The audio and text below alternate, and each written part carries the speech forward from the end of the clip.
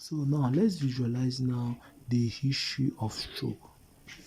So in the history of the stroke, generally you need to know that what stroke is defined as a sudden onset focal neurologic deficit of vascular origin. So in the history of stroke, the patient is going to have a sudden onset. You are going to have sudden onset focal neurological deficit. Is it clear? Neurologic deficit. That's what you're going to have in a history of a patient that has stroke. Is it clear? When you have a patient that has stroke, you have a history of a sudden onset focal neurologic deficit. As easy as that. A history of a sudden onset focal neurologic deficit.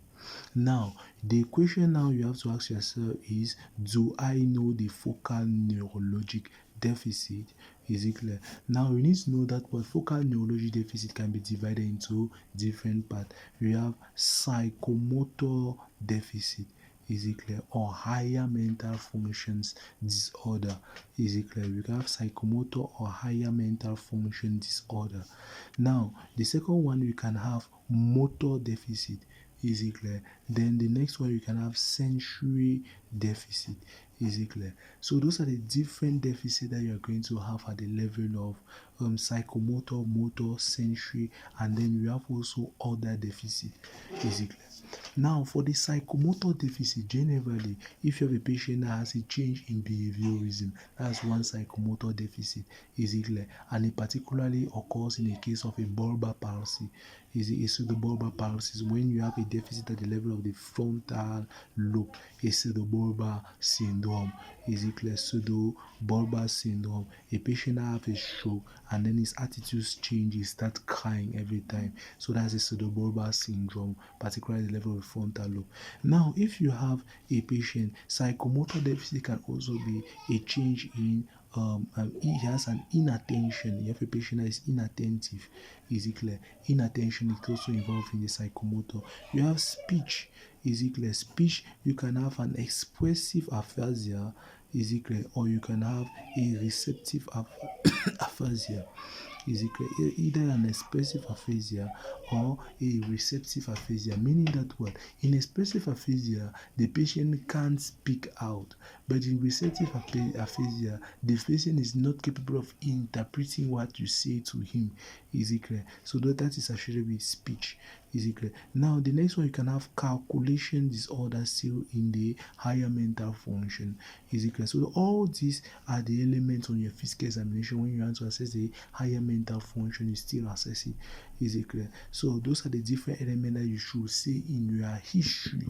It is, you must have a history of a certain onset focal neurologic deficit on your history of a patient with stroke.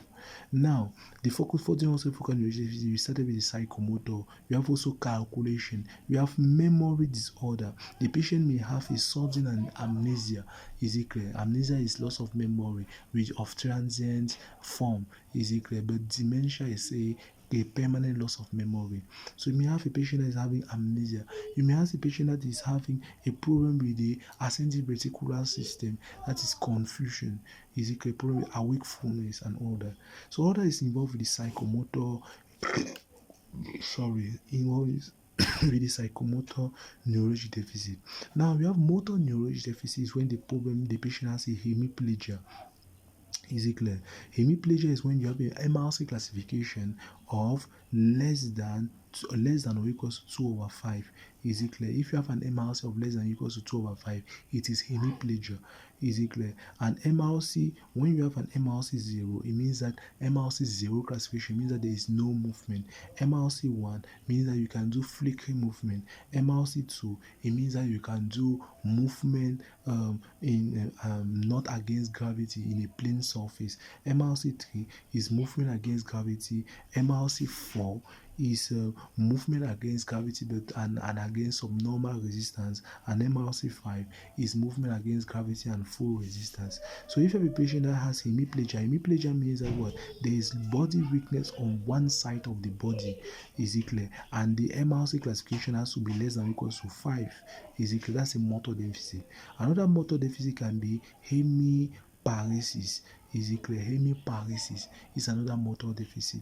Now, another motor deficit now can be also associated with